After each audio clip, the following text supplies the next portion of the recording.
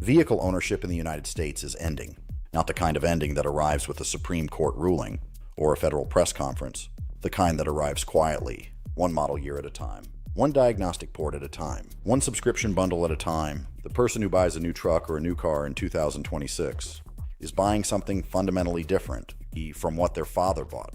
They are buying access, they are buying use, they are buying a relationship. They are buying participation in a service relationship that lasts until the manufacturer decides it ends. They are not buying ownership, in any sense the word used to mean. This is not ownership. On June 3rd of this year, Ford and General Motors sent senior executives to the White House. They argued against the bill that would force them to give consumers access to their own vehicle's diagnostic data. The president came out of the meeting the next day. He called the auto industry's argument strange. He said the people in the room with him, in his words, want a bill that prohibits people from fixing. The president was right. But the president only saw one meeting. The meeting was one moment in a 30-year arc that is ending vehicle ownership in this country as a meaningful concept.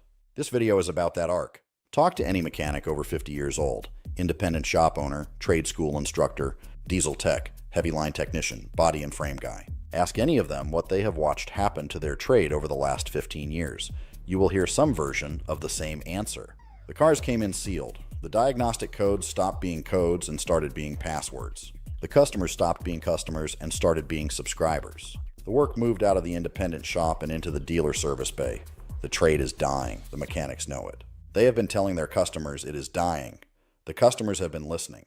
The auto industry has spent the last decade lobbying to make sure the trade dies on the auto industry's schedule, not the customers. The bill the White House meeting was about is the Motor Vehicle Modernization Act. It would force Ford and General Motors and every other major automaker to open up the diagnostic architecture. It would slow down the ending. It would buy the trade and the consumer another decade, maybe two. That is the bill Ford and General Motors sent executives to the White House to stop. By the end of this video, you will understand exactly what is ending, exactly how it is ending, exactly who is ending it, and exactly what you have until September 30th to do about it. The story does not start with the June 3rd White House meeting. It does not start with the Motor Vehicle Modernization Act. It starts in 1996, when the Environmental Protection Agency mandated that every vehicle sold in the United States include a standardized onboard diagnostics port, the OBD2 port, the 16-pin connector under your dashboard. The reason that connector exists is environmental compliance. Emissions testing required a standard interface that any state inspection station could plug into and read. The unintended consequence of that mandate, the consequence the auto industry has spent 30 years trying to roll back, is that the OBD2 port also allowed any consumer, any independent mechanic, any trade school student to read the same diagnostic codes the dealer could read. For roughly 15 years after 1996, the system worked the way the EPA intended. Independent shops bought scan tools. Trade schools trained mechanics on standardized diagnostic procedures. The aftermarket parts industry grew.